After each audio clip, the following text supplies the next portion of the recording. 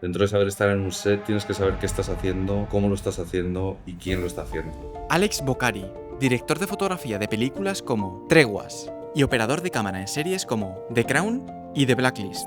¿Cómo definirías el trabajo de un operador de cámara? Muy poco técnica. O sea, creo que probablemente sea la figura menos técnica del rodaje.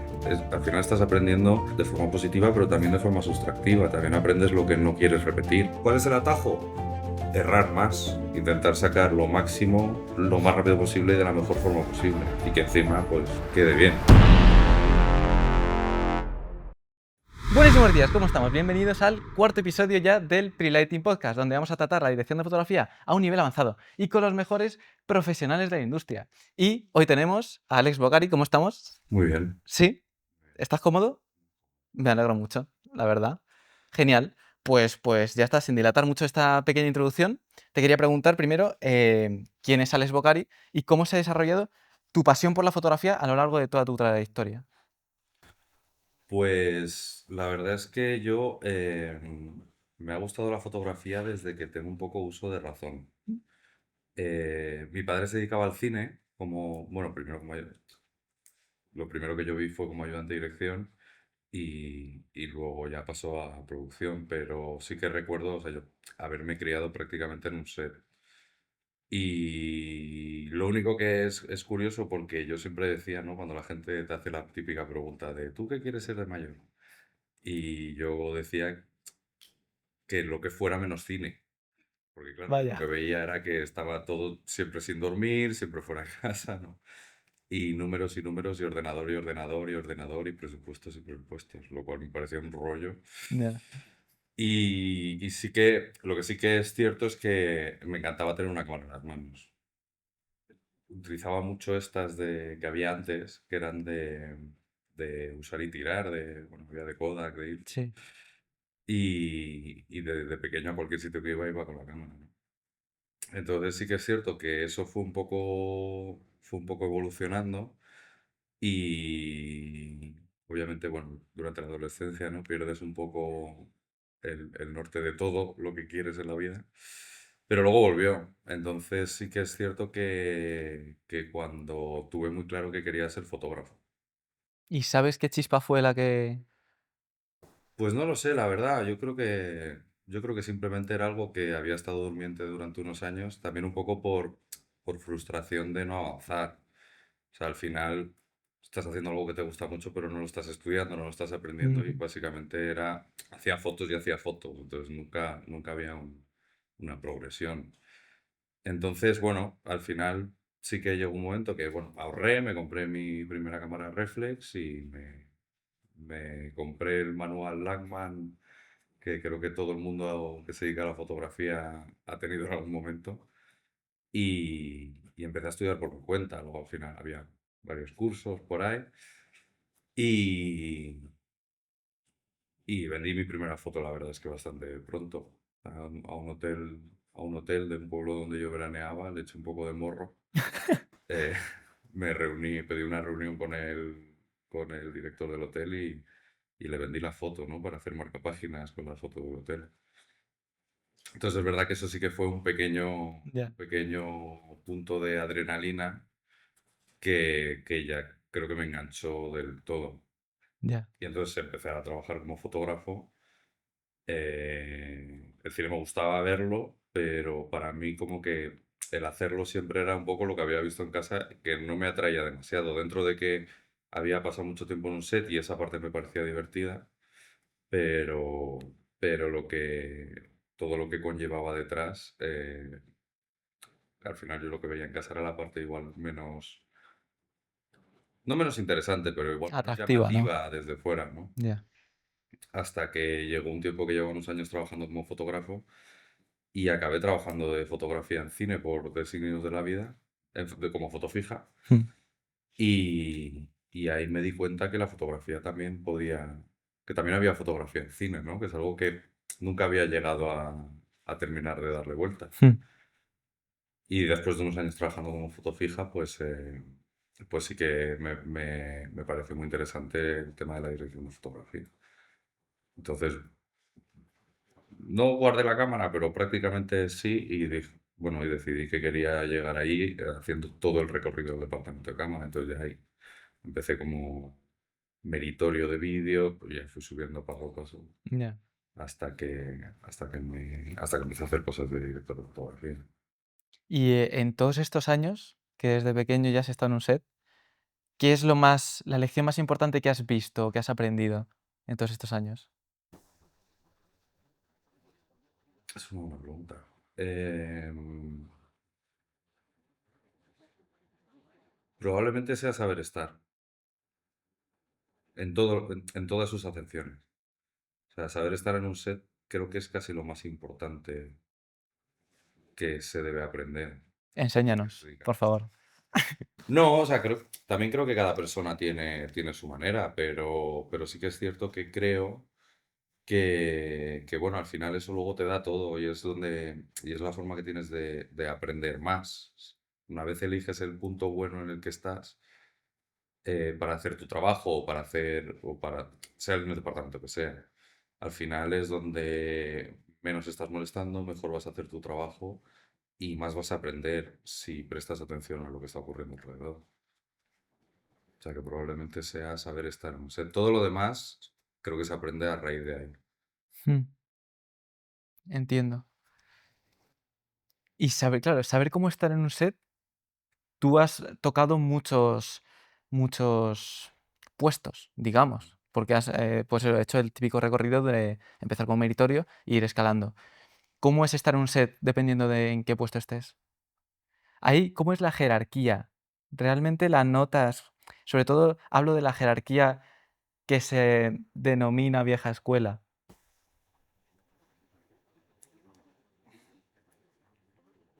Me tienes que pasar un poco a limpio ese paréntesis, o sea, esas comillas, porque Ya,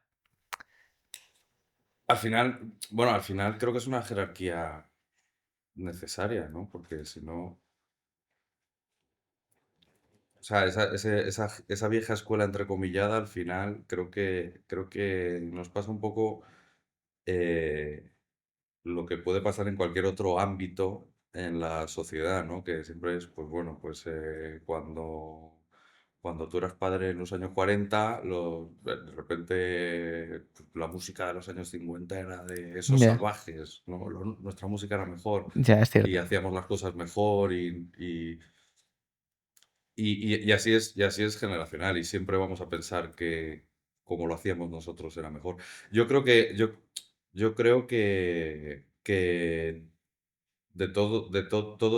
todo tiene sus puntos positivos y sus puntos negativos al final. Y creo que ahí está la evolución y el aprendizaje. O sea, por supuesto, para lo que igual la generación anterior de cineastas era vieja escuela, que para nosotros sería igual vieja escuela, ¿no? Ya, Pues bueno, pues cogieron cosas buenas, cogieron cosas malas, también es un poco la prueba y error. Al final estás aprendiendo de forma positiva, pero también de forma sustractiva. También aprendes lo que no quieres repetir, pero no sabes hacia dónde vas. Entonces, como decía, prueba y error.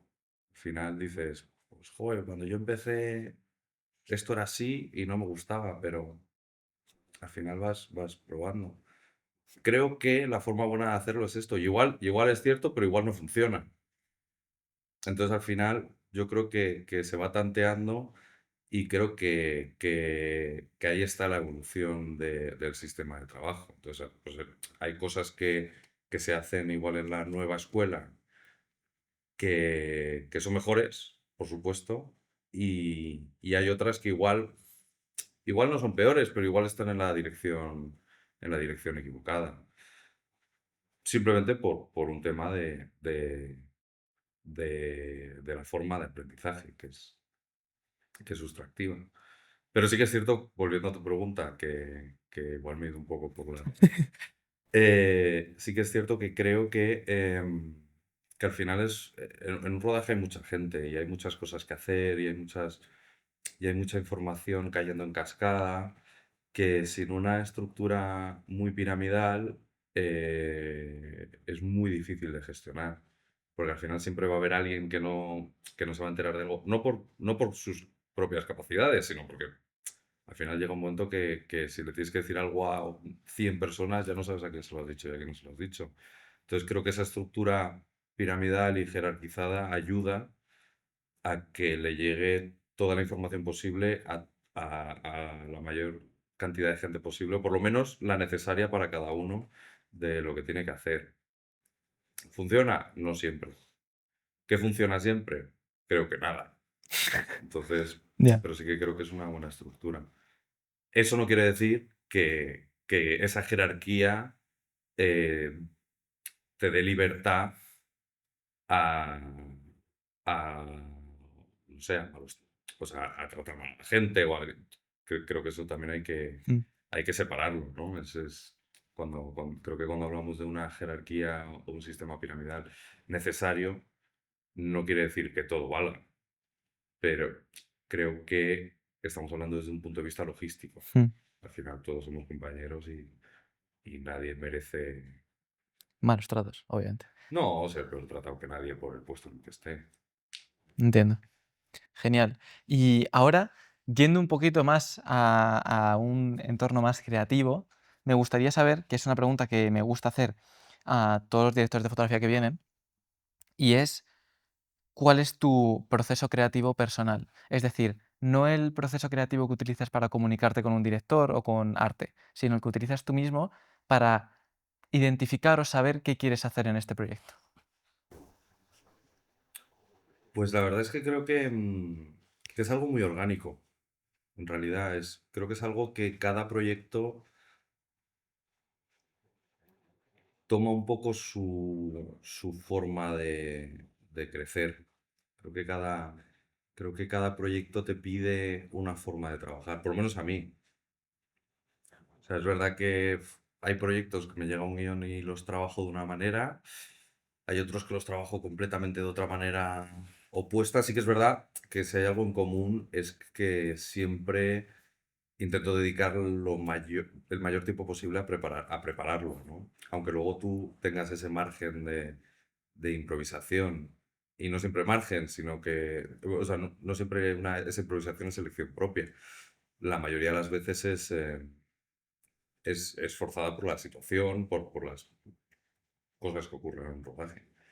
Pero sí que creo que cuanto más lleves preparado, al final más libertad tienes de movimiento. Y cuanto más cimentada lleves la idea de lo que quieres hacer, te, te ayuda o bien a construir sobre esos propios cimientos o directamente saltártelos. Pero sí que creo que aunque sea un proyecto que decidas ir totalmente por libre y totalmente a jugar a ver qué pasa, a mí sí me gusta llevar una base o sea, crear al final como una red de que cada proyecto, pues al final tiene la suya, con distintas formas, con distintos nombres y con distintos procesos, pero sí creo que es un poco el nexo común entre la forma de preparar cada proyecto.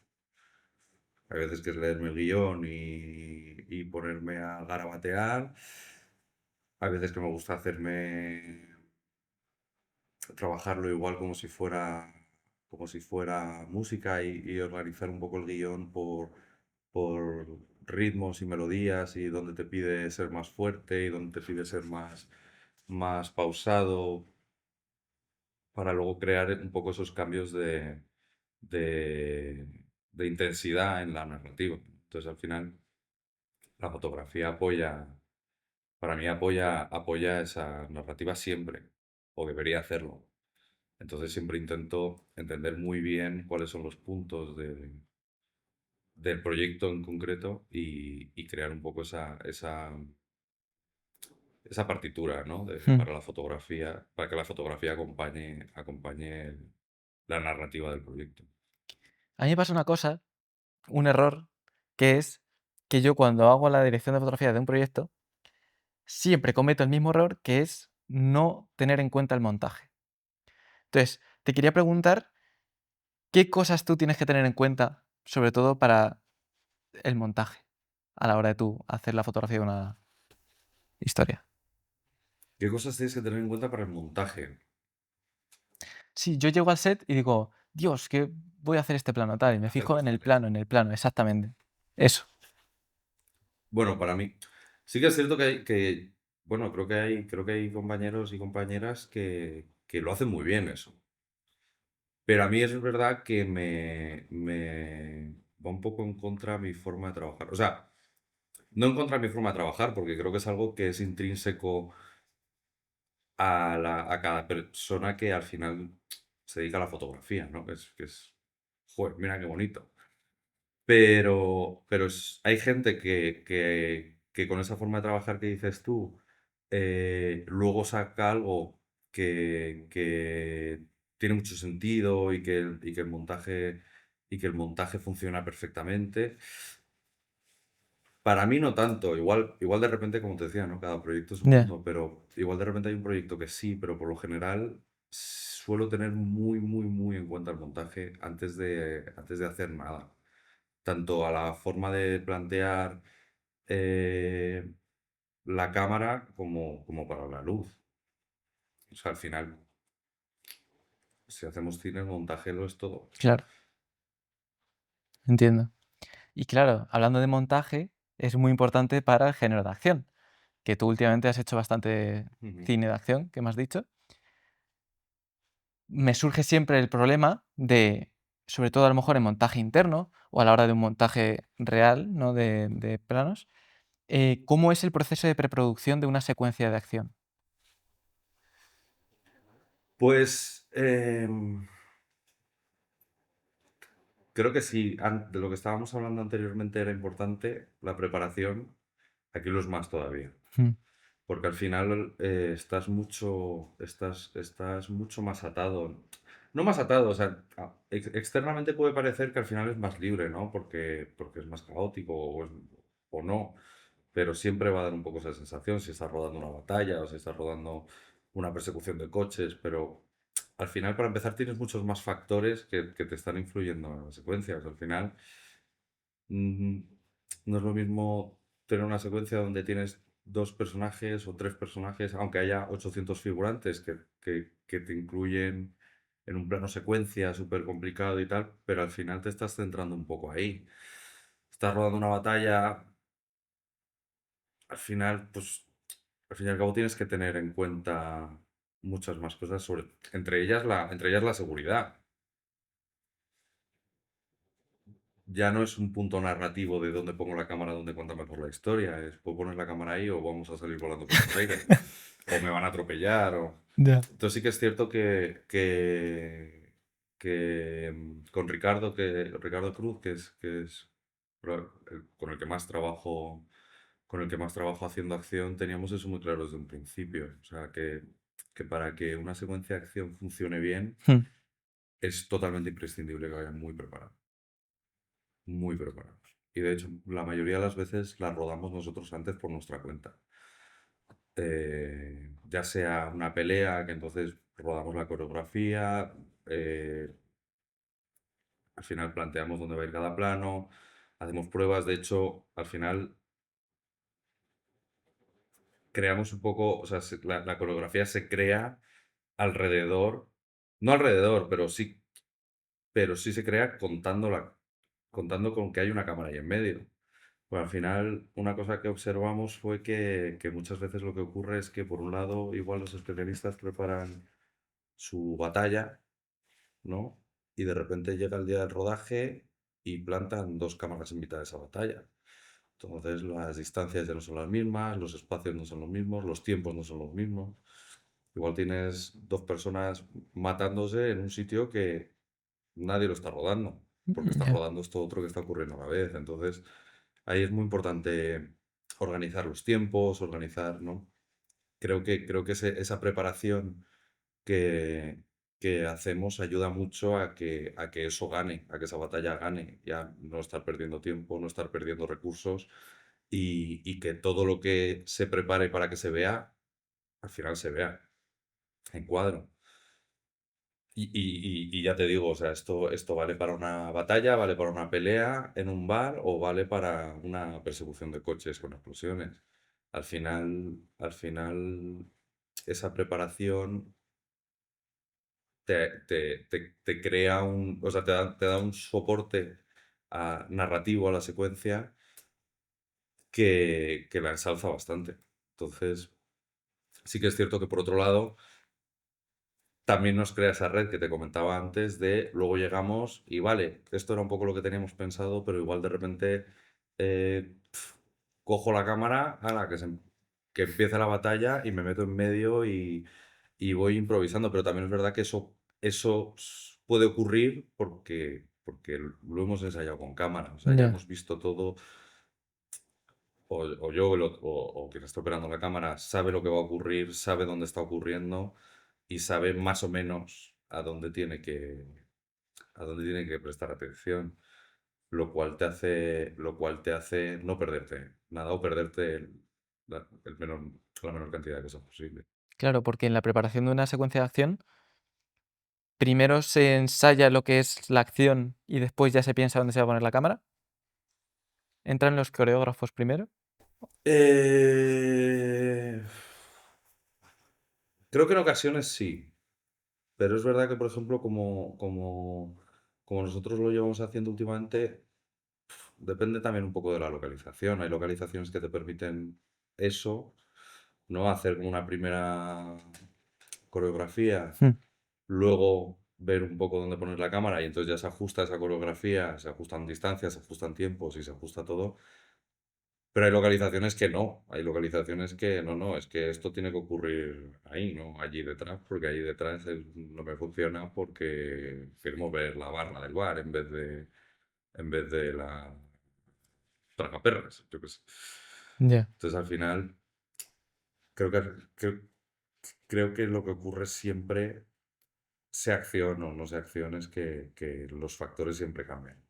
Que creo que es algo que también es bonito y es interesante, que es un poco lo que mantiene la frescura entre una secuencia y otra y entre un proyecto y otro. Que cada secuencia, cada proyecto eh, cambien todos los factores o casi todos y vayan fluctuando y lo que en el proyecto anterior prácticamente no había que prestarle atención porque era algo que o tenía menos importancia o simplemente ocurría más natural. En este proyecto de repente es al revés, que lo que era nuestra obsesión en el proyecto anterior, aquí va un poco solo o no precisa tanta atención. Y creo que eso es lo que un poco nos engancha a esto, el- el- la novedad en cada proyecto Sí, totalmente. y los nuevos retos. Sí. Siempre hay que estar aceptando nuevos retos, ¿no? Ujú. Genial. Y entiendo que las principales limitaciones que te puedes encontrar a la hora de rodar una secuencia de acción son la seguridad y también valorar que lo importante es la acción en sí, ¿no? Y no la cámara. Es decir, no interrumpir a los actores como es de a lo mejor una pelea, me imagino, pues no estar, no invadir tanto, dejarle más libertad.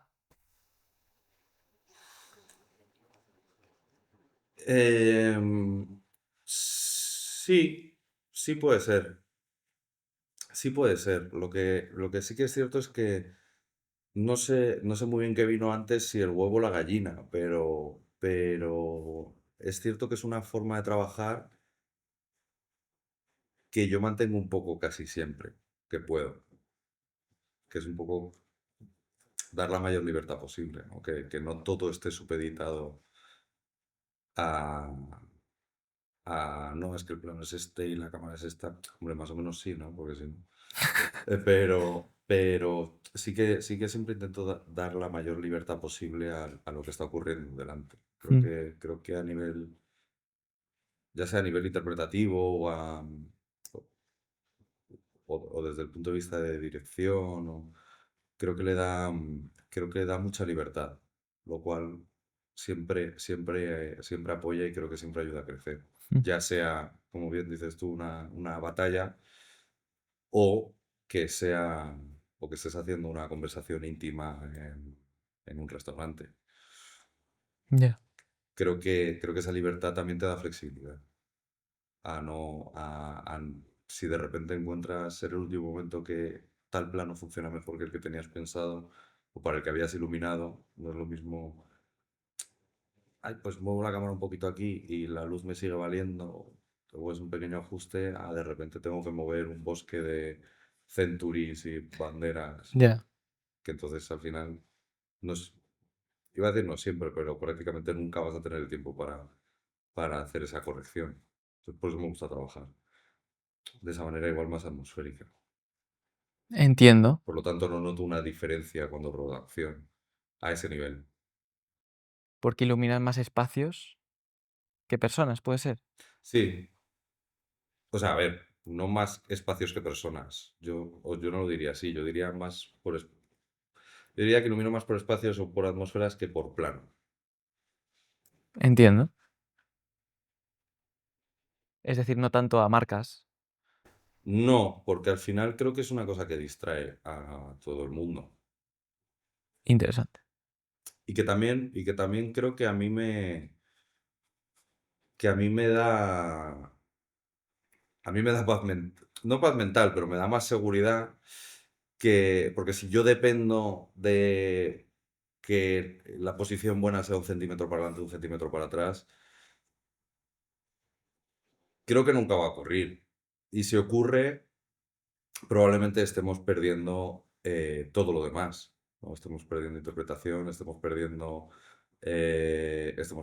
calidad de la pieza, porque creo que bastante difícil es todo lo demás como para que encima dependamos de un centímetro para adelante, un centímetro para atrás. Por eso me gusta un poco dar esa libertad y tener ese margen. Ya. ¿Y qué crees, hablando de lo que es difícil, cuál es el... ¿Qué es lo más difícil para ti dentro de la dirección de fotografía?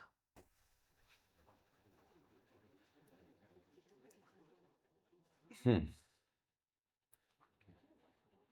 Em,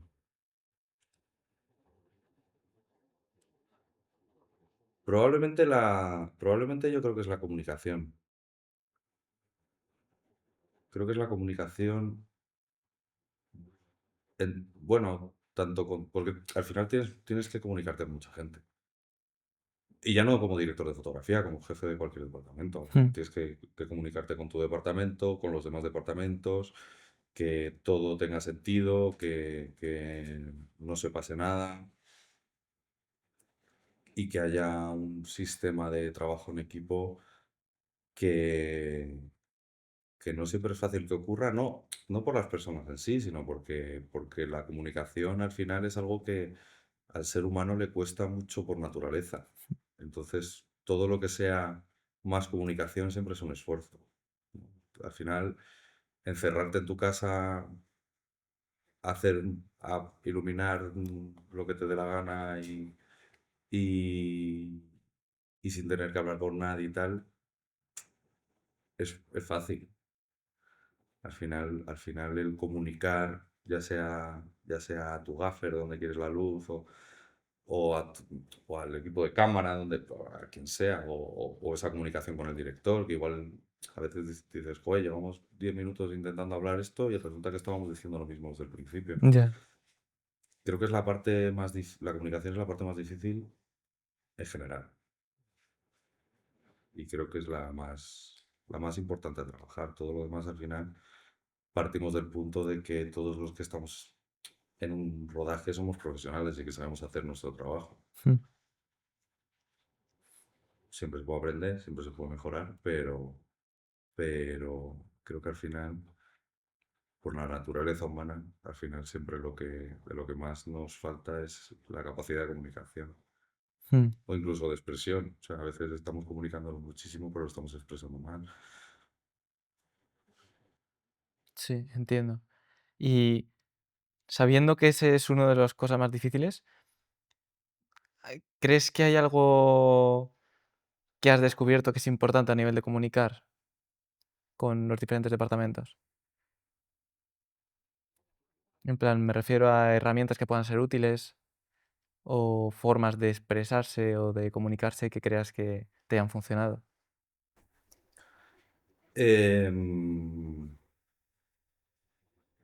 Bueno, partiendo de la base de que digo esto porque creo que todavía, ¿no? Cada vez que termino un Sí, proyecto digo, joder, igual esto lo podía haber explicado mejor o pero, pero sí que es cierto que creo que no hay que empecinarse, ¿no? A veces nos empecinamos en repetir la misma cosa una y otra vez y no está funcionando. Y bueno, y simplemente es, bueno, a veces creo que siempre desde la educación y desde el respeto, a veces hay que parar un momento y dar la vuelta entera por otro lado porque no te estás explicando bien. ya. O igual no estamos utilizando un lenguaje común. O sea, yo te puedo explicar algo en inglés perfectamente y te lo puedo estar explicando perfectamente. Si tú no hablas inglés, va a dar igual. Entonces igual hay que Totalmente. utilizar otro idioma. Y al final es el lenguaje.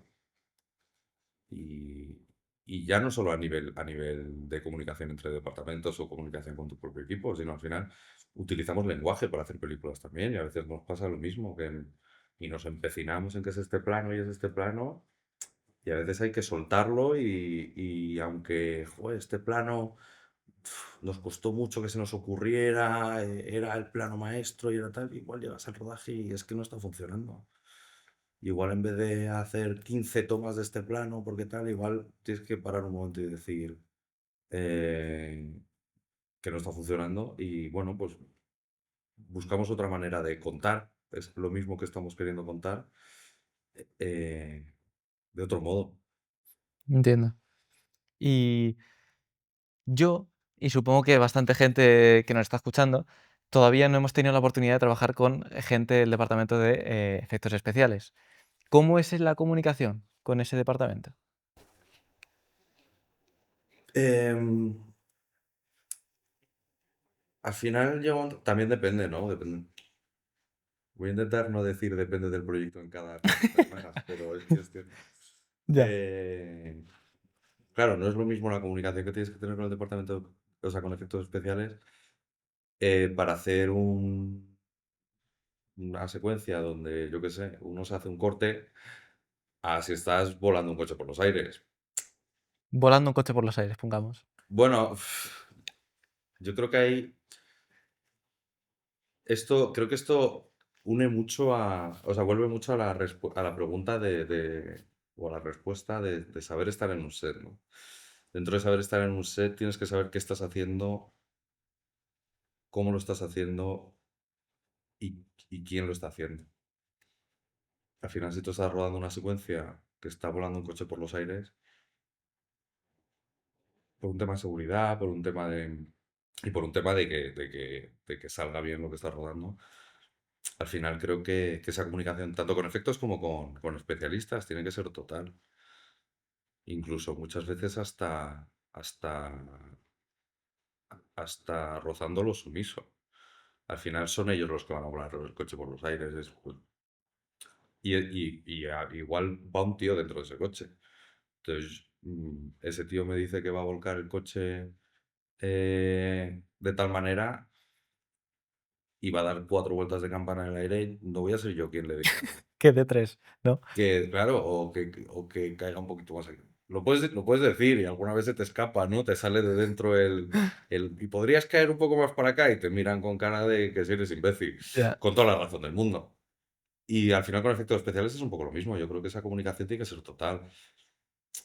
Sobre todo al final, si tú estás con la cámara ahí en medio, por un tema aunque sea por egoísmo y por interés propio, ¿no? O sea, si te dicen que no te puedes poner aquí, no te puedes poner aquí. Ya. Te puedes poner como tú quieras, pero igual el que sale volando eres tú. Entonces, sí que creo que al final esa, ese diálogo entre dirección, eh, efectos y especialistas junto con fotografía en esa situación en concreto en la que me estás Sí. diciendo, creo que es, eh, creo que es imprescindible. Al final, al final, si no, no funciona. Pero ellos son los primeros que dicen, vamos a hacer esto y estas son las limitaciones que hay, por seguridad. Sí, bueno, no siempre son las limitaciones, o sea, dentro de esas limitaciones también muchas veces hay propuestas, al final ellos son los que conocen su materia y a mí me gusta confiar en que la gente sabe lo que está haciendo, sobre todo en un departamento como ese, ¿no? Pero entonces, a mí me gusta mucho escuchar y muchas veces directamente ellos te vienen, porque ellos o sea, alguien de efectos o alguien especialista, pues el de efectos ha hecho 800.000 explosiones más que yo y el especialista ha hecho 800.000 vuelcos más que yo. Ya. Entonces, pues muchas veces son ellos los que, pues, y te dicen, no, no, es que este plano te funciona aquí. Y dices, ya, pero no te puedes emperrar en, no, pero yo soy el director de foto, soy el operador y el plano funciona. No, porque igual tienes tu razón, pero por lo menos escucha porque probablemente hayas hecho ese vuelco o esa explosión con todas las posiciones que de cámara posibles y ya sabes lo que funciona. Ya. Otra cosa es que, bueno, pues vale, estupendo, eso funciona, pero para contar lo que queremos contar no nos vale. Al final yo creo que eh, la, o sea, no quiero ser reiterativo, pero es que esa comunicación y ese diálogo es imprescindible entre todos los departamentos, ¿eh? O sea, estamos un poco centrándonos en efectos Sí, y en especialistas porque ha sacado el tema del coche volando, pero creo que es un poco imprescindible ese diálogo entre absolutamente todos los departamentos y de una forma eh, como si fuera una red al final, ¿no? entiendo. Y pasando un poquillo más a aspecto técnico, dentro del mundo de acción, me llama mucho la atención el tema de los FPS, ¿no? De todo el motion blur que puede haber dentro de una escena de acción. Supongo que es una cosa que es bastante importante cuando vas a planear una escena, ¿verdad? ¿Cómo evalúas qué motion blur quieres en una escena? Em, bueno, aquí hay muchos factores, ¿no? O sea, ya no. También influye mucho bueno, qué proyecto estás rodando, cómo están rodando el proyecto, eh, cuál es la narrativa del proyecto. Es que me gusta mucho centrarme mucho en la narrativa del proyecto porque para mí es lo más importante de lo que estamos haciendo. Pero bueno, luego una vez has pasado no lo quiero llamar barrera, pero porque tiene un poco una connotación negativa, ¿no? Hmm. Pero, pero sí, una vez has pasado esa barrera de averiguar, porque igual de repente te dicen, no, no, o sea, no quiero que juguéis en ningún momento con velocidades de obturación o con alta velocidad o con nada, entonces pues ya está, decisión tomada. No te has ahorrado la preocupación antes de tener el problema. Ya. Em, A veces te da más libertad, pues bueno, también es un poco la conversación con el director. Al final, una secuencia de acción no dista mucho de hacer una segunda unidad para un proyecto, que sea más, pues, que sea una conversación, o que pues eso, vas a hacer una segunda unidad para un proyecto y al final lo que tienes que hacer es que no se note que esta segunda unidad la ha hecho otra gente. Hmm. Entonces, bueno, pues depende mucho de eso, al final. Y el que tiene la última palabra también es un poco pues, el director de esta segunda unidad, que, pues bueno, pues si de repente quiere rodar a alta velocidad y, y han dicho que no, pues bueno, pues tú lo haces saber. Oye, que a mí me han comentado que no querían, pero Ya. bueno, también es un poco, no es algo que te delimite demasiado, ¿no? Siempre puedes volver. Pero sí, bueno, y temas de obturación es un poco la misma respuesta. Y la principal característica que tú necesitas en una cámara cuando grabas este tipo de escenas es eso, la obturación. ¿A qué te refieres con la principal característica que necesito? En plan, tú cuando vas a grabar una escena de acción en la que hay mucho movimiento, y pues eso, necesitas captar a lo mejor, imagínate que quieres que todo se vea nítidamente, típica escena de John Wick, imagínate que se le ve nítido cómo hace todos sus movimientos. Supongo que, ¿cuáles son esos factores que tú necesitas en una cámara para grabar ese tipo de escenas? Sí, bueno, al final cuanto más control tengas de los parámetros, más libertad tienes. Y creo, también es verdad que hoy en día creo que prácticamente todas las cámaras te dejan, o por lo menos últimamente no me he encontrado en ningún momento que la cámara no me deje. Igual tengo más limitaciones de espacio de color o de latitud, pero a nivel de parámetros de tanto de obturación como de, bueno, alta velocidad, a veces igual está un poco más limitado según la cámara, pero no es algo que me preocupe demasiado de vamos a llevar esta cámara específicamente para esta secuencia, a no ser que sea una cosa muy, muy específica. Al final, bueno, sí que es verdad que siempre está bien, aparte con lo que estés rodando, que por lo general suele ser lo mismo que estén rodando en la unidad principal. Sí, siempre es verdad que, bueno, eh, a mí me gusta llevar una cámara más pequeña, algo que sea más manejable para según qué situaciones, ¿no? O que puedas poner en sitios más peligrosos y que si pues, alguien se llevara esa cámara por delante no sea un drama a nivel presupuestario. ¿Te ha pasado eso alguna vez? Que una cámara salga volando. Ese tipo de cosas. Sí. Bueno, al final es que si estás rodando. Pues estaría genial si no lo contases, la verdad, la anécdota. Bueno, o sea, ahora mismo no me acuerdo de ninguna en específico. O sea, pues haciendo persecuciones de coches, pues una cámara que, bueno, que pasó, o un coche que pasó muy cerca de la cámara tal, pues arrancó el clipón, cámaras que pones muy cerca de las de explosiones y las pones en una crashbox, pues bueno, al final la crashbox pues también es lo que es y depende de tal, pues bueno, pues la cámara dice que hasta aquí. Ya. También al final por eso utilizas un poco cámaras más pequeñas y más baratas que, bueno, no voy a decir que son de usar y tirar porque sería muy frívolo, pero también te da un poco esa libertad, ¿no? De poder jugar un poco, de poder apretar un poquito más la tuerca Ya. y poder meterte un poco más encima. Y claro, en escenas de acción lo más común es utilizar multicámara. Muchas cámaras para grabar una escena de acción, ¿verdad? Sí, la respuesta corta es sí. Genial. ¿Y eso en qué te limita en otros aspectos? Bueno, al final, cuantas más cámaras pones, menos puedes cuidar los planos, ¿no? O más difícil es que no se vean una a la otra. Por eso decía la respuesta corta es sí. Me gusta la larga. La respuesta larga es eh, depende.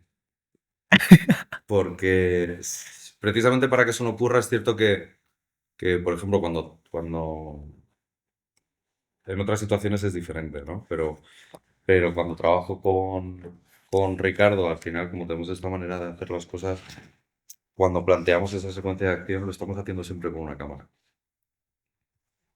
O sea, la planteamos con una cámara, luego llegamos al rodaje, pues hay dos, tres, las que sean, ¿no? Pero el planteamiento está hecho para una cámara. Entonces sabemos que si de repente las otras cámaras mueren, no pueden rodar, no pueden coexistir, la secuencia está contada como estaba planteado, más o menos. Que luego es verdad que a la hora de hacer ese plan de rodaje, de repente dices, joder, pues mira, teníamos aquí 3 planos por separado que podemos tener 3 cámaras conviviendo y al final nos lo quitamos de una. Pero si eso no ocurre, tenemos esa red, ¿no? que hemos preparado que podríamos rodar esto a una sola cámara. Entonces, bueno, ahí eso te libera bastante. Eso te libera bastante. También dicho eso, pues bueno, pues rodando a 4 cámaras o rodando a las cámaras que sean, sí que es verdad que a mí siempre me gusta operar y más en esa situación. Eh, yo me he tenido que poner vestuario unas cuantas veces, o sea, porque si no me veían las otras cámaras y me metí en mitad de una batalla y claro, pues si las otras cámaras están haciendo planos más generales, eh, me van a ver. Pues, o paso en un carromato por ahí y me verían las cámaras. Entonces, pues bueno, eso se soluciona muy fácil, que es, pues si son soldados con casco y capa, pues casco y capa. Y tapamos la cámara como podemos y sí, pues, al final es un poco eso, es buscarte un poco la vida, Ya. intentar sacar lo máximo, lo más rápido posible y de la mejor forma posible. Y que encima, pues, quede bien. Mm, Entonces, pues todo lo que ayude, bienvenido sea. Ya. Qué guay. Pues ahora, hablando de operar cámara, a mí me interesa muchísimo saber, porque tú eres operador de cámara y lo has sido en proyectos que me parecen que son muy grandes y muy importantes.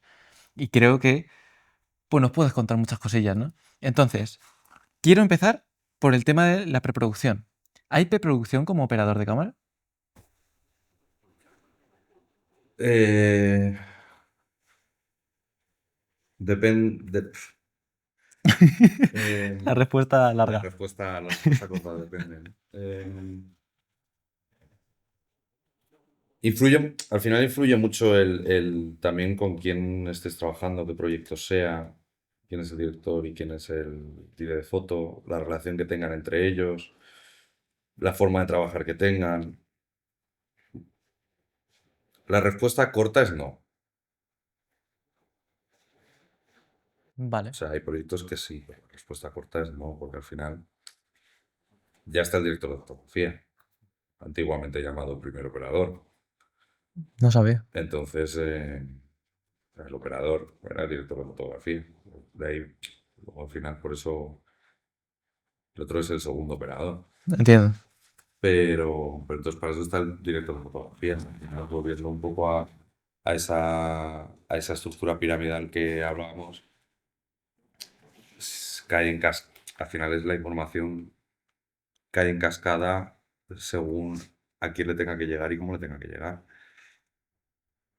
Entonces, bueno, pues igual que digo esto, pues bueno, pues hay veces que sí, pero sí, en esos proyectos, por ejemplo, de los que me imagino que estás hablando, ahí lo más común es que no. Igual el operador de la cámara sí que tiene esas conversaciones y sí que tiene esa preparación y tal, pero al final, un poco cuando entras en esos proyectos, al final es de donde ahí si vas igual a 2 unidades, 3 cámaras por unidad Ya, o lo que sea, sería inviable. O sea, claro.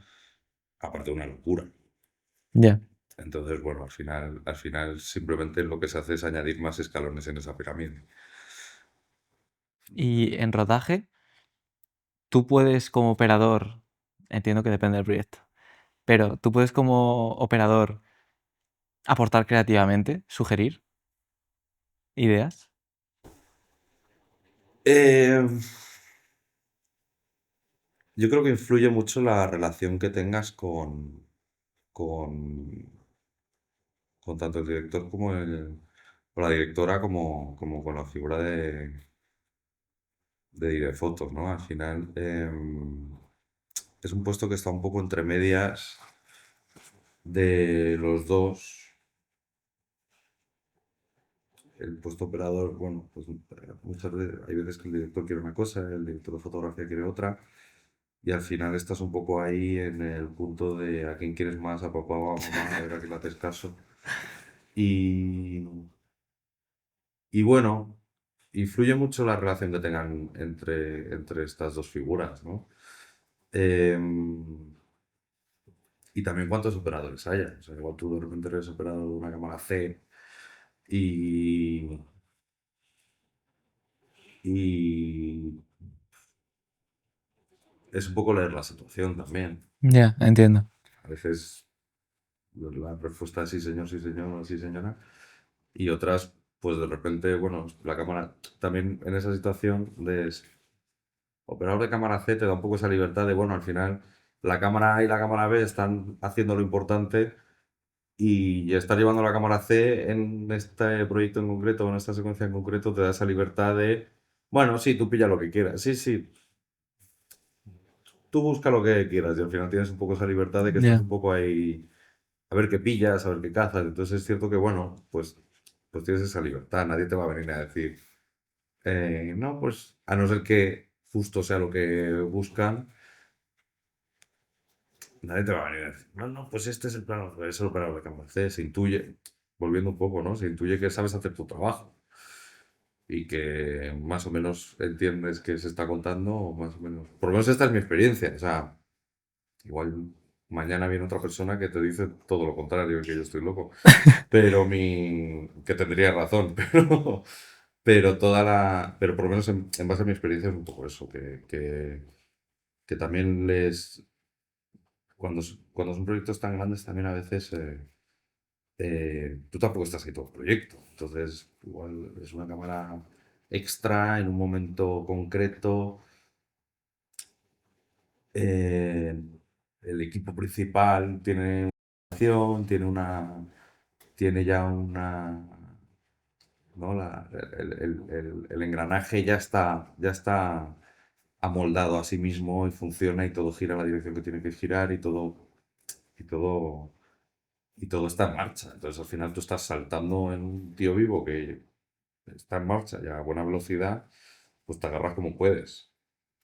Y estás ahí una semana o dos o tres o los que sean, y luego te bajas en marcha otra vez. Entonces, bueno, al final ahí depende un poco de tu capacidad de leer el rodaje y de leer cómo, ¿no? La idiosincrasia de ese Mm, rodaje en concreto, cómo funciona, quién tiene más voz en este rodaje o a quién le tengo que preguntar más esto o si vas a tu bola, ya. entrecomillado.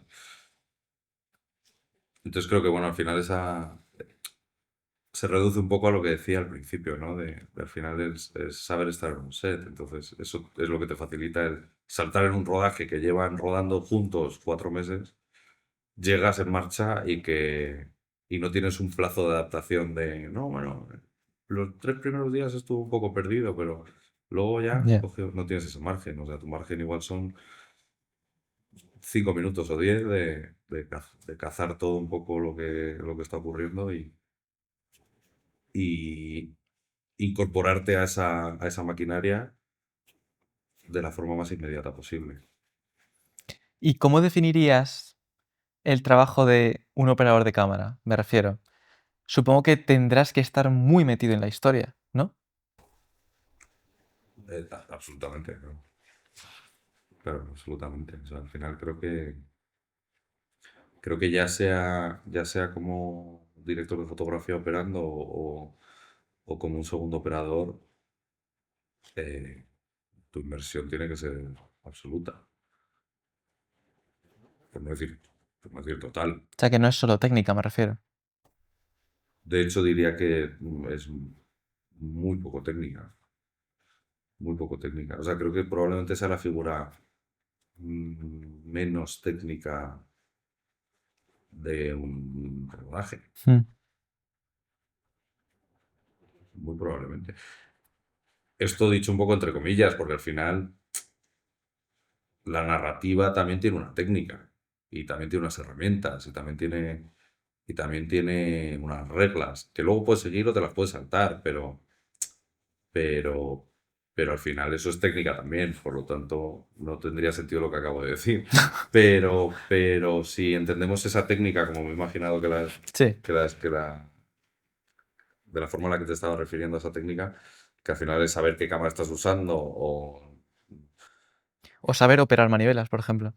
No es solo saber operar manivelas, es saber... Me gustaría saber, tú cuando estás operando, ¿en qué te estás fijando? Supongo que no será, vale, pues ahora los ojos están justo en la línea del horizonte segunda. En Es planos de más, montaje. estás en la historia, ¿no? Claro, plano montaje. Y secuencia y cómo funciona esto dentro de, de la peli que estamos haciendo. O sea, bueno, igual, como decías tú antes, ¿no? De al final hacer planos bonitos, igual te está quedando un plano precioso, pero no te monta. Claro. O igual monta con la secuencia que estás rodando, pero no tiene nada que ver con el lenguaje que estás utilizando en el resto del proyecto. Entonces, al final yo creo que es un poco lo que principalmente tienes en la cabeza. No si estás utilizando una O'Connor o una Cartoni. Ya.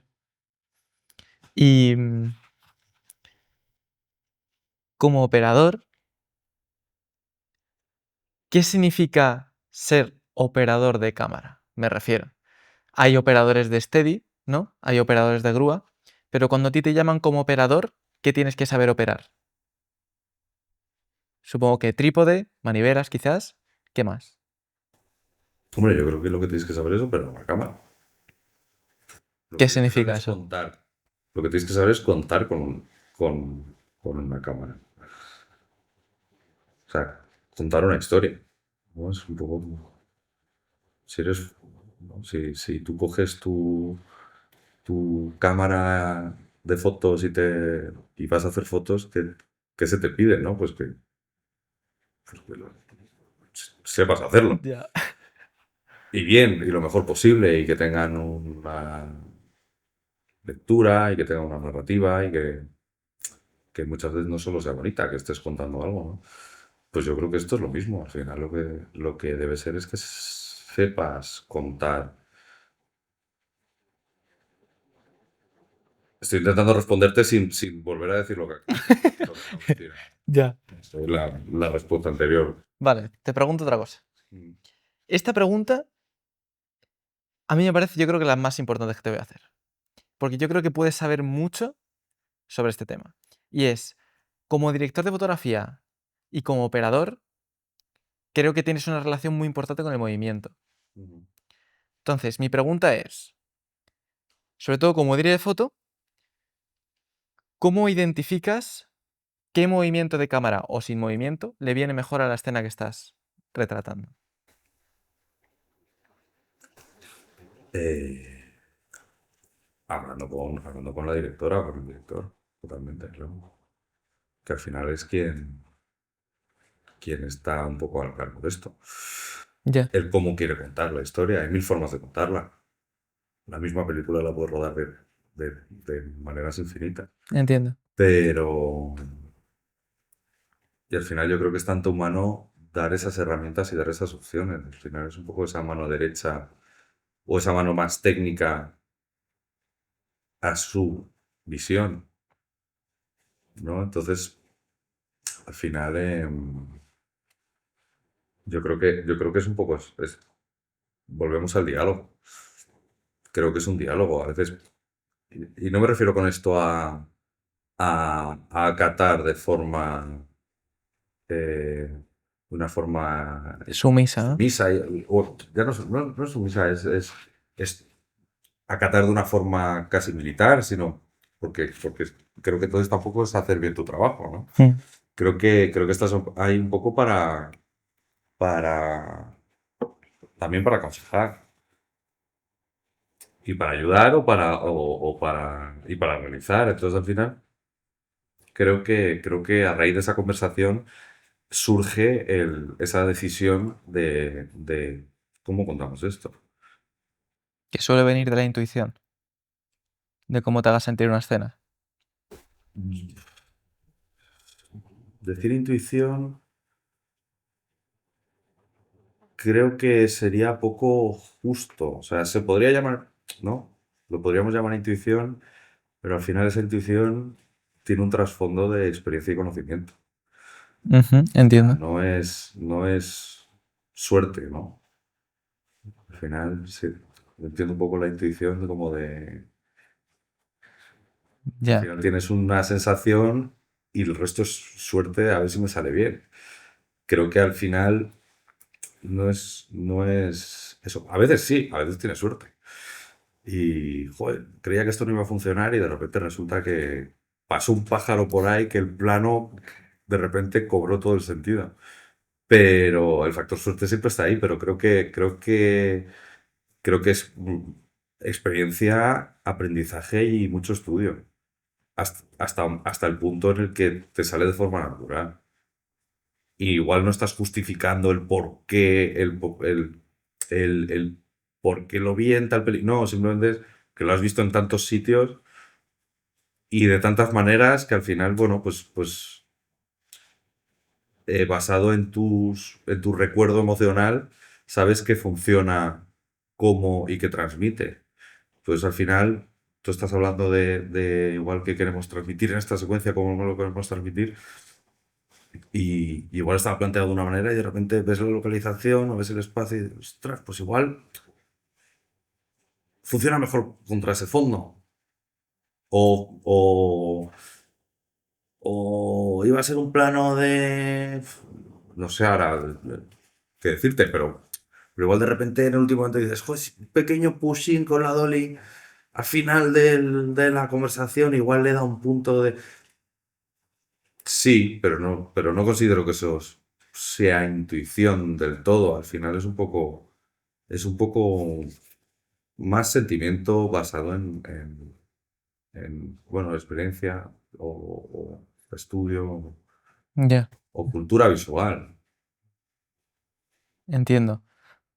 Sí, porque es un proceso, yo, pues eso, yo creo que peco un poco de el lado contrario. Es decir, yo como quizás no tengo tanta experiencia como puedes tener tú, a mí ese movimiento no me saldría de, ah, pues mira, un dolly adelante puede quedar guapo, sino estoy ahí en set, veo el plano que está fijo y digo, vale, ¿qué puedo hacer ahora? Tal, y empiezo a pensar, vale, en guión esto, podemos acentuar ese momento, ¿cómo lo acentúo? Tal, un movimiento, ¿qué movimiento puedo hacer? ¿Sabes?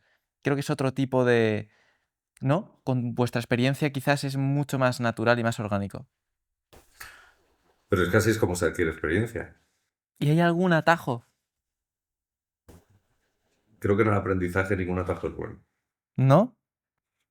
No, al final, bueno, el atajo, pues prepararte más. ¿Cómo Más me horas. preparo? No sé, todo, al final. Es que hay mil formas, ¿no? Al final estamos contando historias que la idea es, o creo que la idea es hacerlas lo más realistas posibles. No queriendo decir esto que estoy utilizando realismo probablemente errónea, de una forma errónea. Realismo diegético. Sí, claro, o sea, aunque sea la mayor ficción del mundo, fantasía, tal, pero al final creo que queremos transmitir que eso es real, ¿no? Entonces, al final creo, a mí por lo menos mi forma, aparte de obviamente tienes que, lo obvio, ¿no? Pues ver muchas películas, ver mucha fotografía, ver muchos cuadros, ver mucho, leer, escuchar música, a veces, al final también, a mí es un ejercicio que me gusta mucho hacer, y casi nunca lo hago de una forma voluntaria, que es de repente igual estoy escuchando una canción y me gusta imaginar como a qué tipo de secuencia acompañaría. Em, pero sí que es cierto que creo que la base principal que a mí me gusta es observar el mundo. Al final me gusta sentarme y mirar alrededor y ver un poco también cómo interactúa la gente entre ellos o con el entorno o con las situaciones. Porque al final eso es lo que, si te dedicas a observar el mundo, luego puedes reproducirlo de una forma más fidedigna. Mm. Entonces, bueno, sí que me gusta mucho eso, ¿no? De observar. Ya no ya no desde un nivel antropológico, sino desde también a nivel de luz, a nivel de... Me gusta mucho ver observar cómo funciona la luz en un sitio. De repente, "Ostras, qué luz más bonita". Y no quedarte ahí, pero ¿por qué? ¿No? Por qué me gusta la luz de este sitio? Y luego intentar reproducirlo.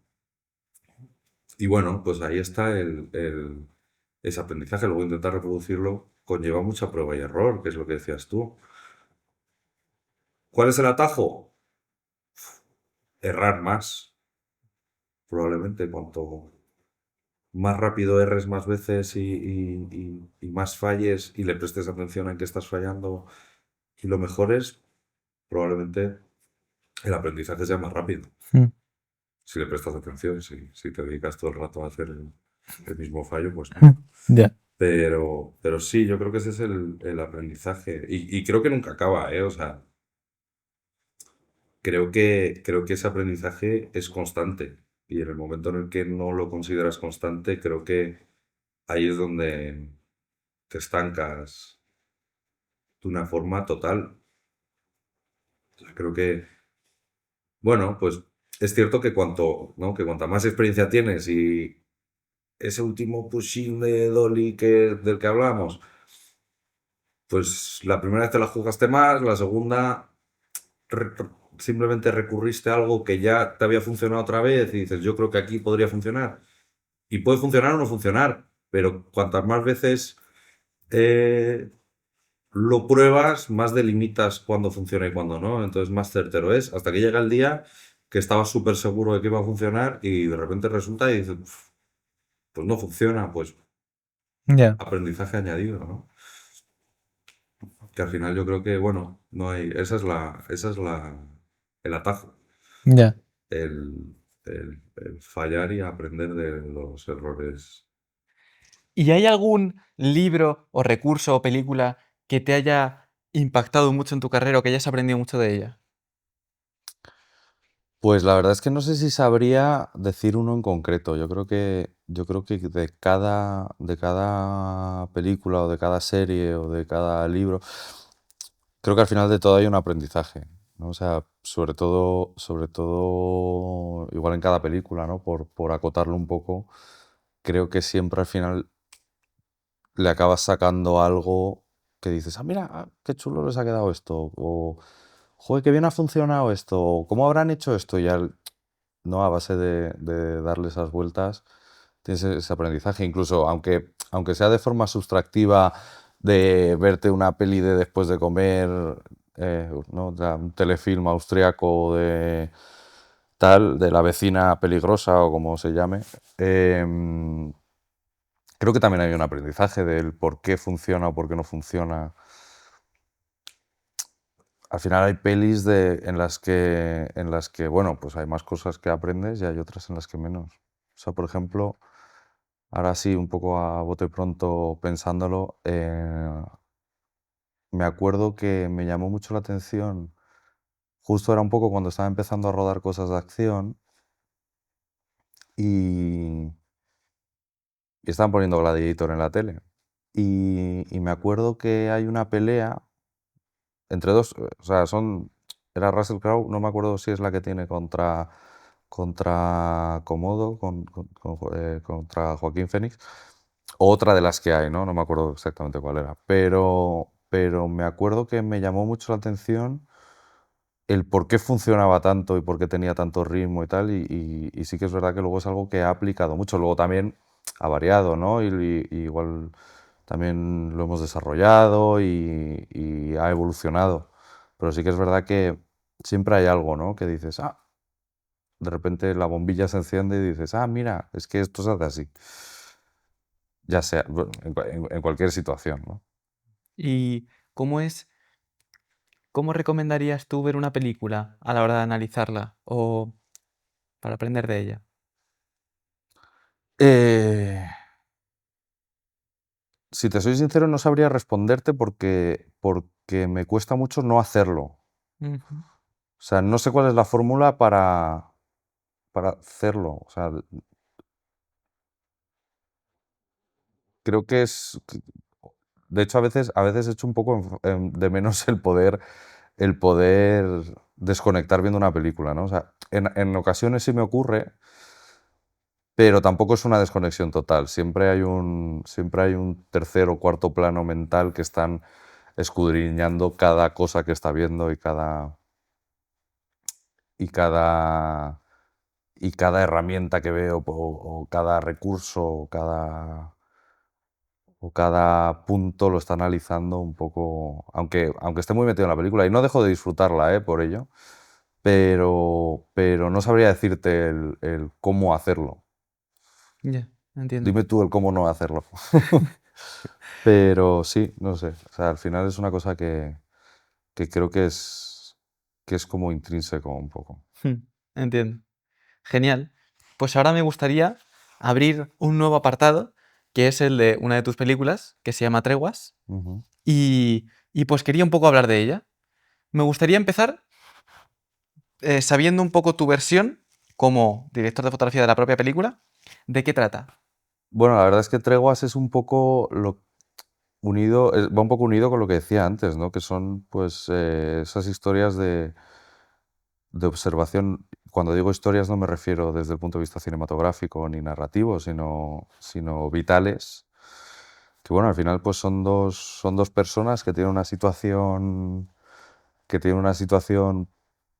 personal, cada uno con la suya, con ellos mismos y entre ellos, que al final la película es una forma de mostrártela de la forma más objetiva posible para que tú simplemente la veas y te sientas un poco parte de ella desde desde un punto de vista casi voyeur.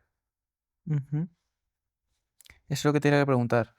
¿Cómo tú, como director de fotografía, cómo definirías la fotografía de Treguas? ¿Cuáles son sus bases, sus cimientos?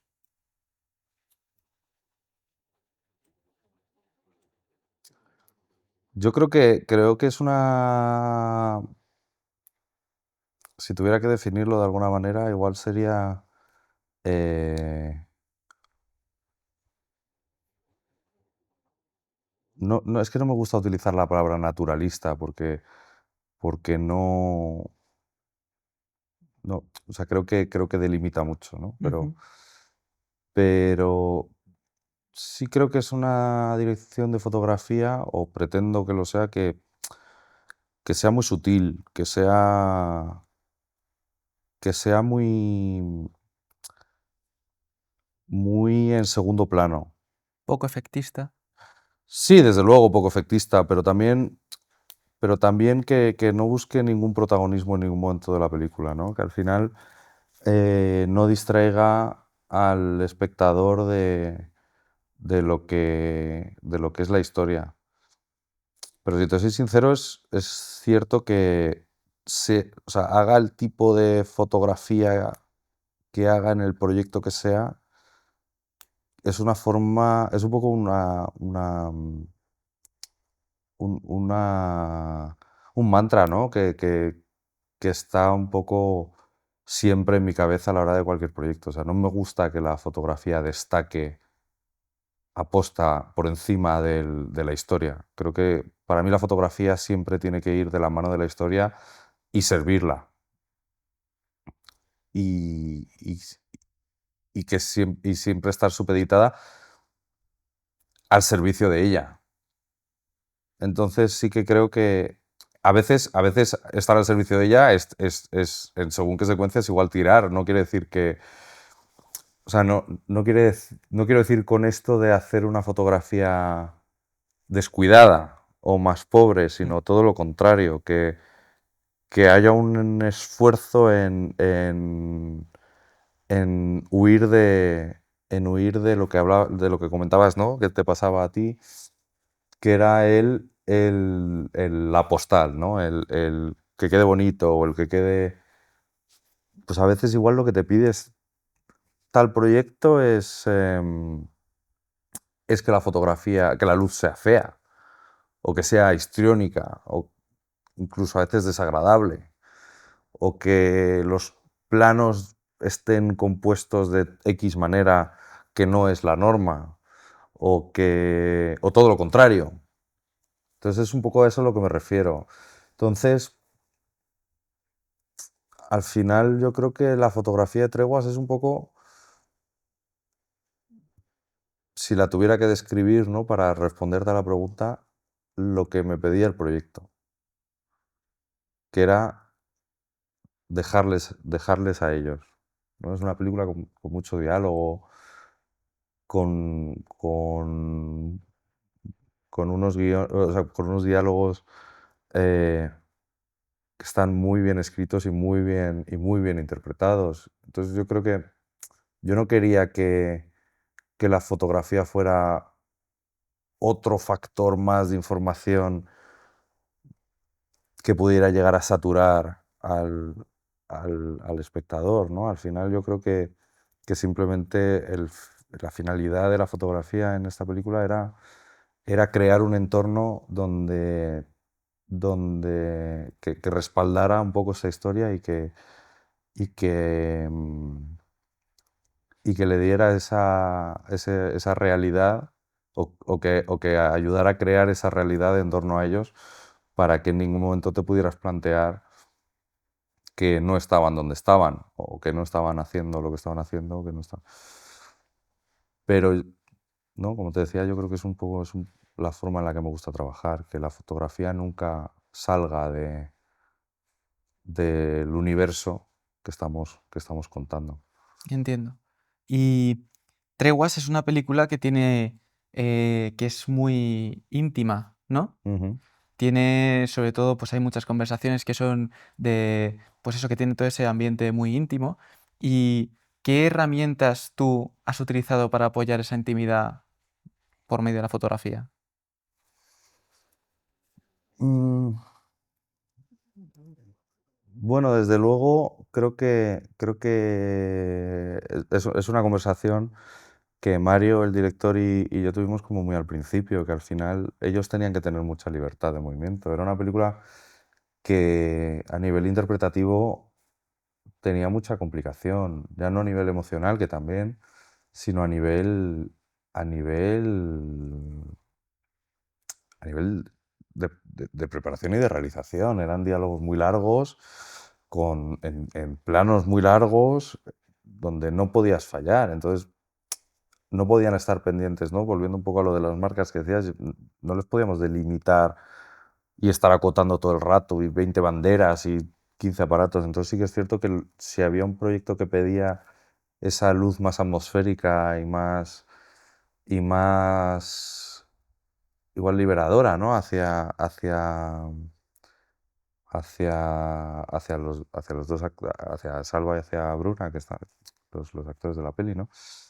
Em, Creo que sí que pedía que tuvieran la mayor libertad posible y que si tú entrabas en un decorado te creyeras que la luz que había ahí era real. Y eso, en este caso en concreto, pero creo que ocurre en general, creo que siempre ayuda a la interpretación. Mm. Siempre. Por lo tanto a la historia y por lo tanto a la película. Al final es un tema de narrativa. Y luego también, bueno, pues Mario tenía muy claro el lenguaje que quería utilizar en la película. A nivel de cámara me refiero. Y bueno, y dentro de que sí que es verdad que él estaba muy abierto a planteamiento de planos y a ejecución, pero él sabía qué lenguaje quería hablar. Entonces, un poco a raíz de ahí, pues construimos un poco ese diálogo entre el espectador y los personajes a través de la cámara, donde la cámara simplemente muestra algo de la forma más blanca posible, sin crear, sin dirigir un poco la opinión del espectador ni su juicio. Entiendo. El lenguaje que te comunicó el director iba sobre esa parte de voyeur que tú has comentado, ¿no? Sí, sí, al final, sí, era un poco la idea. El que el espectador fuera prácticamente un personaje más que no intercede, pero que no hubiera o sea, que la cámara no fuera condicionante a cómo el espectador veía la historia entre ellos dos. Al final te pedía algo muy neutro, muy, muy, muy, una forma de mostrarlo igual muy puro, ¿no? Entiendo. De evitar mucha aberración, evitar efectos, evitar que la sensación sea de estar sentado en esa habitación con ellos simplemente escuchando y de la forma más objetiva posible, donde ya luego cada uno se pelea con su forma de pensar, con su ética, Mm. en qué opina al respecto, pero no queríamos que la cámara en ningún momento fuera una herramienta de manipulación Entiendo. hacia ese tercer personaje que es casi el espectador. ¿Y crees que, primero, crees que lo has conseguido?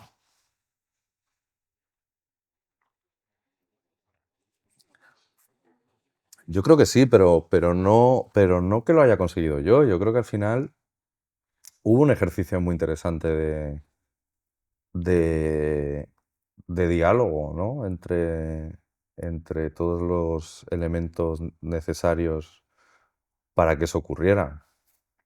Y yo creo que, bueno, sí, yo creo que funciona muy bien. Al final, creo que es un poco lo que transmite. Y ¿se podría haber hecho mejor?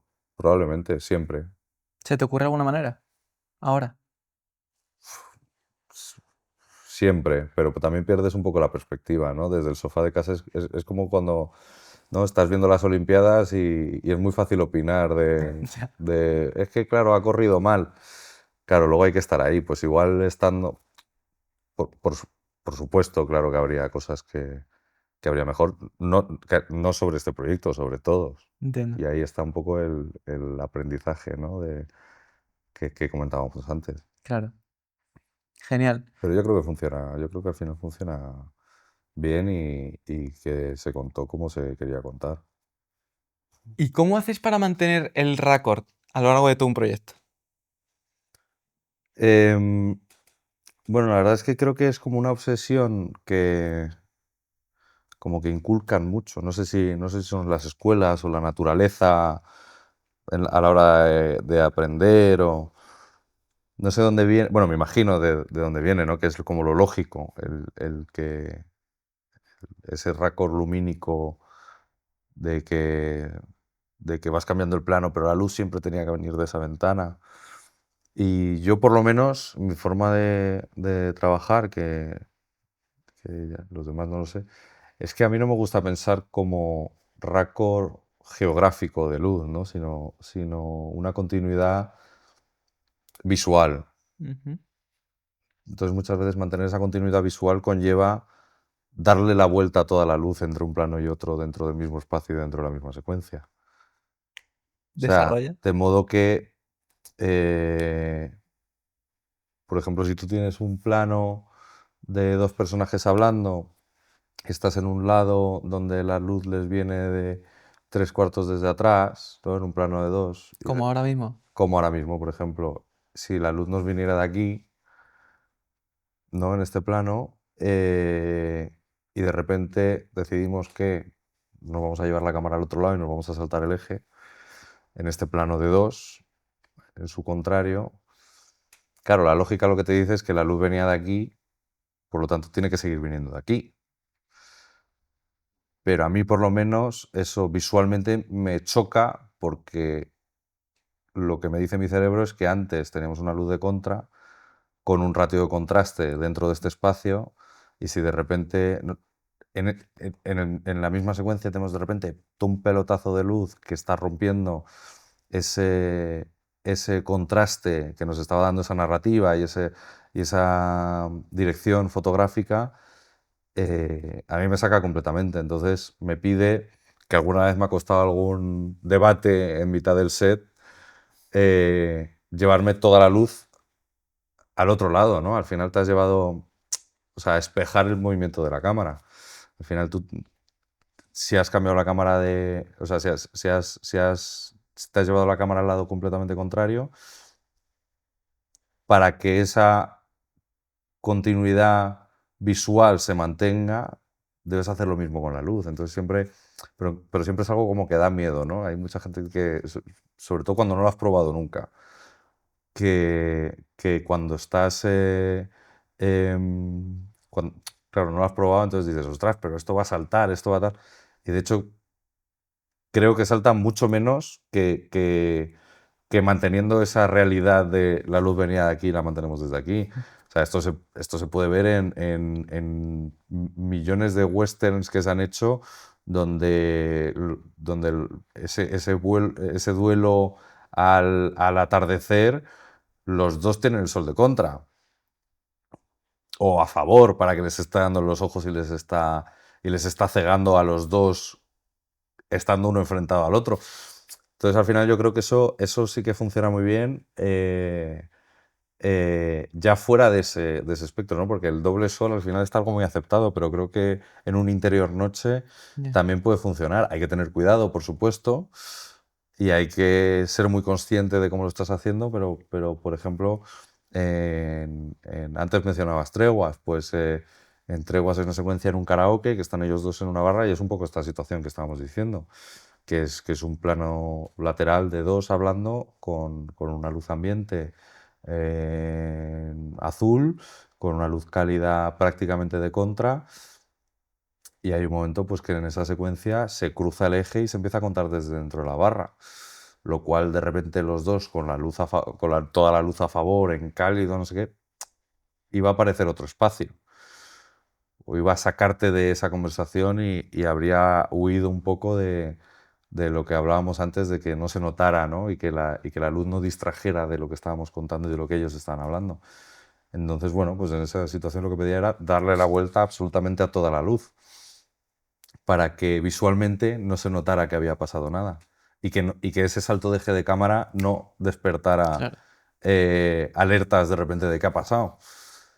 Pero eso, vamos, pongo este ejemplo, pero podría poner muchos otros. Creo que es algo que merece la pena estudiar y aprender a hacerlo bien, porque una vez lo tienes incorporado dentro de ese maletín de herramientas del que hablaba, es algo bastante útil y que de hecho en muchas ocasiones te salva de algún que otro quebradero de cabeza.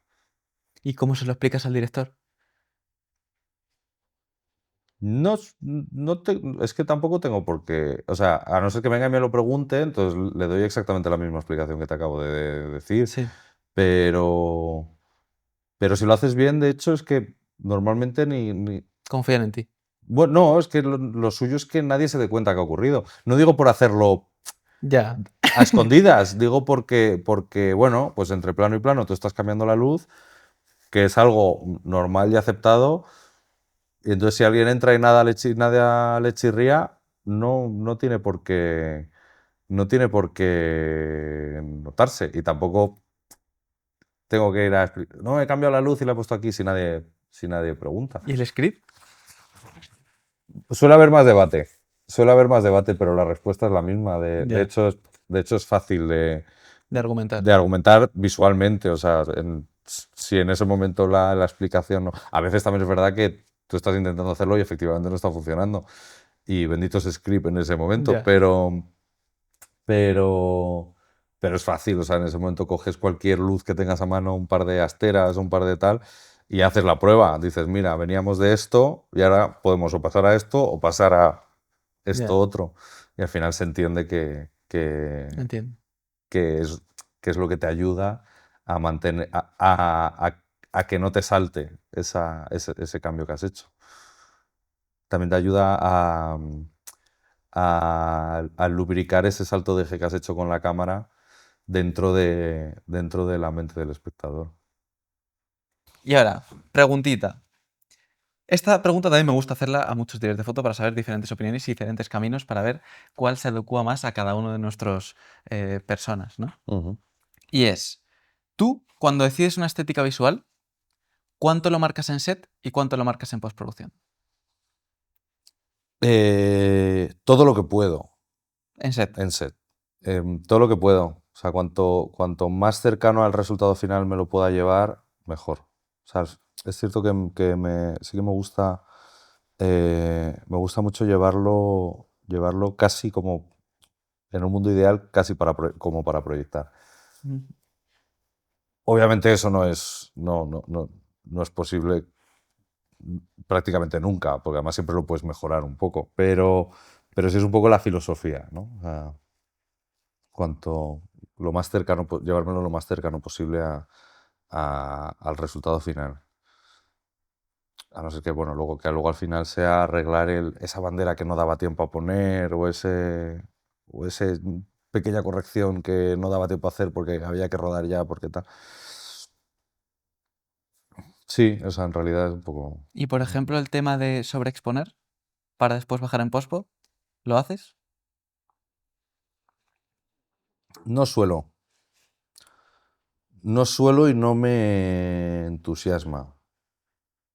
A no ser que sea una cosa que estemos rodando de una forma muy precipitada y que que sea un jaleo y que no pueda estar prestándote igual tanta atención a ir tan fino.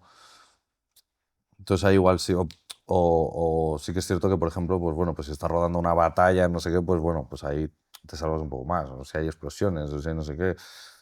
Sí que es verdad que, bueno, juegas un poco más con el rango de, de utilizar las herramientas que tienes. Pero no me gusta demasiado, o sea, me gusta llevar la exposición donde tiene que estar, ¿no? Para lo que está pensada, Entiendo. la luz que está puesta. Genial. Perfecto. Pues otra pregunta que me gusta también es, ¿hasta qué punto tu imagen es gracias al material técnico que empleas, como cámaras y ópticas? Mm,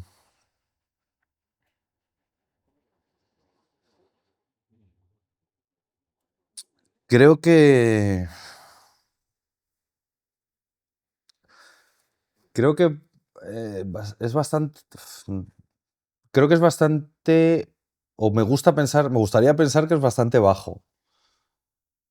No sé hasta qué punto es cierto, pero sí que me gustaría pensar que es bastante bajo. O no dejo que me delimite demasiado. Es verdad que además últimamente he entrado como en un punto en el que sí que me gusta que el factor que va cambiando, ¿no? Al final, cuantos menos factores cambian, más controlado lo tienes, ¿no? Y más sabes dónde tocar para conseguir qué. Entonces, me gusta que los factores que estoy tocando sean de luz. Si de repente estoy cambiando de cámara todo el rato y estoy cambiando de ópticas y estoy cambiando de tal, no sé si de repente llega un momento que en los ritmos de rodaje no sabes si esta veladura es por la óptica que estás utilizando que no habías utilizado nunca, porque hay una luz entrándote que no habías tal.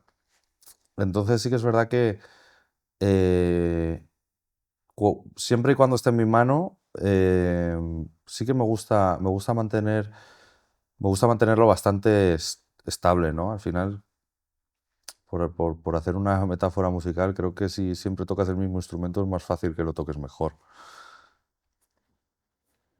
Y que consigas aprender de dónde sacarle esos pequeños puntos extra, ¿no? Si estás todo el rato cambiando, nunca terminas de familiarizarte del todo Mm.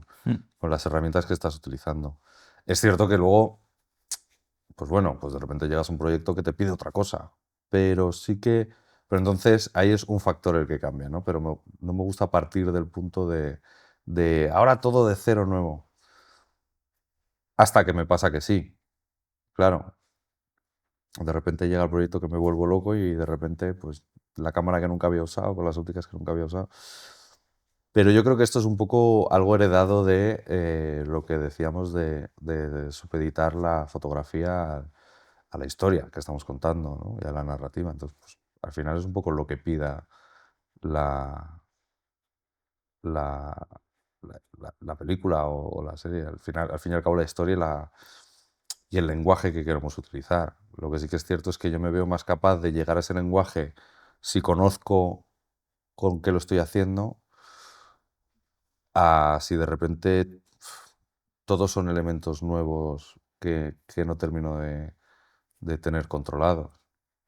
Eso no Entiendo. quita que cada cosa que sale esté al día, que porque sí me gusta el tener más herramientas y tener más para ir sustituyendo cosas que sí que tenía afianzadas en ese muy entrecomillado kit base, Ujú. ya sea de cámara, de luces o de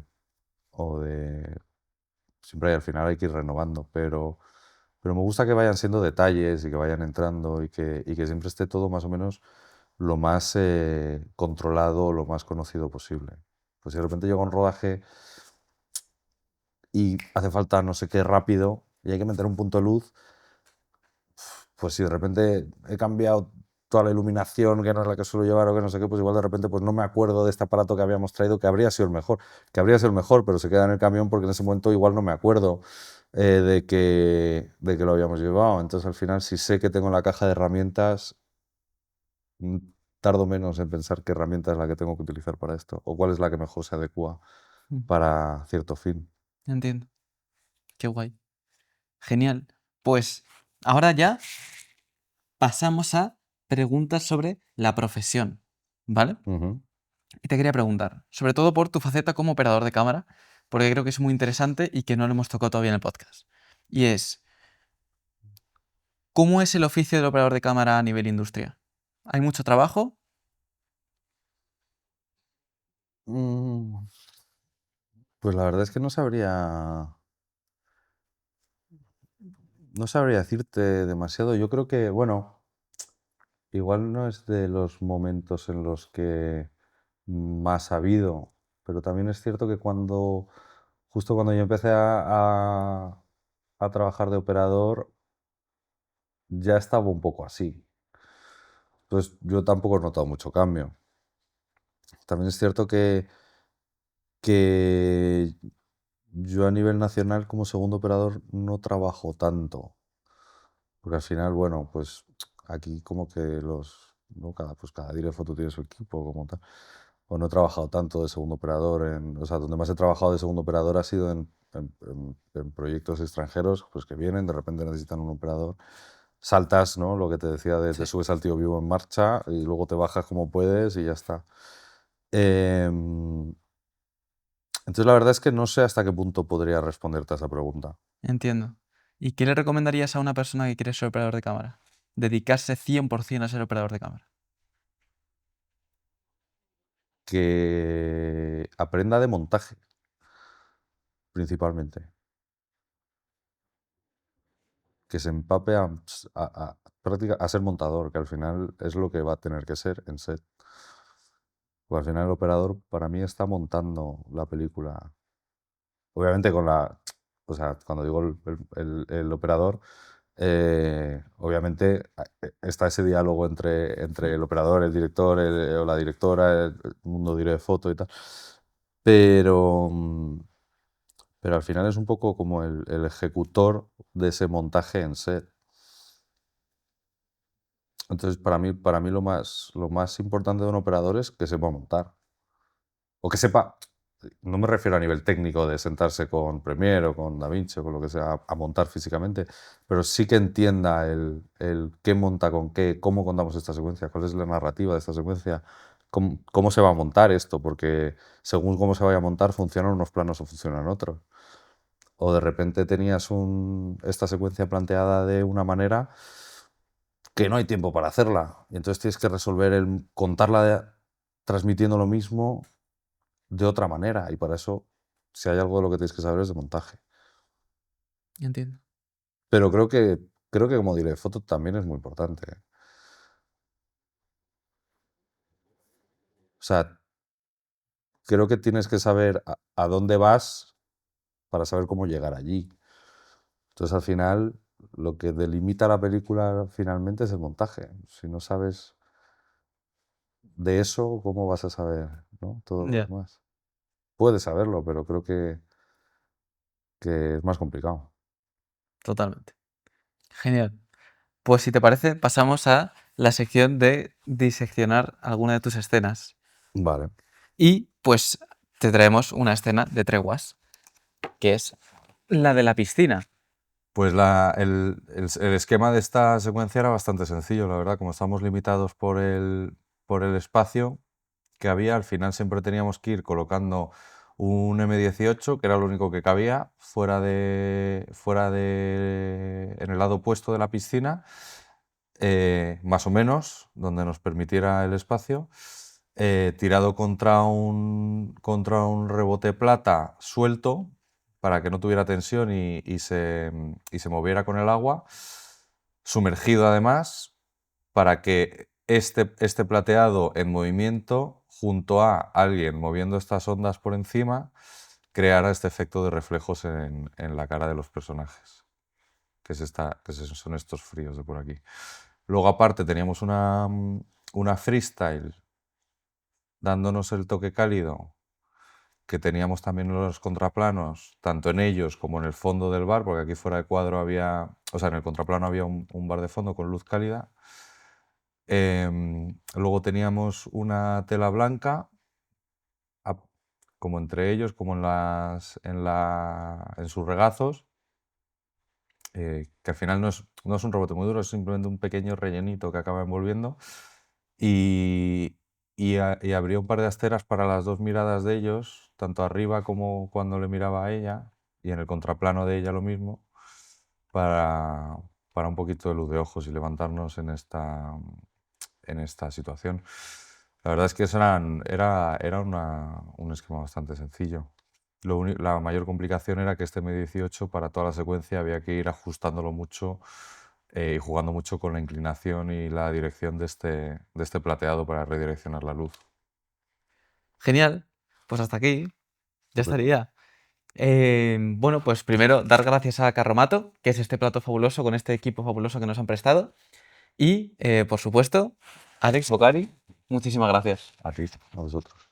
¿Y te ha gustado? Es que yo no lo sé. Hasta que no te suscribas en YouTube, le des like al vídeo de YouTube, te vayas a Instagram, nos sigas en Instagram, le des like a los posts en Instagram, nos comentes en las historias de Instagram, te vengas a Spotify, le des 5 estrellas a Spotify, te vayas y hables con tus amigos del podcast, les recomiendes el podcast. ¿A que está genial? Está genial. Y ya está. Si es que no es nada. Tú puedes hacer eso y más. Que nadie te diga lo contrario. Nos vemos pronto.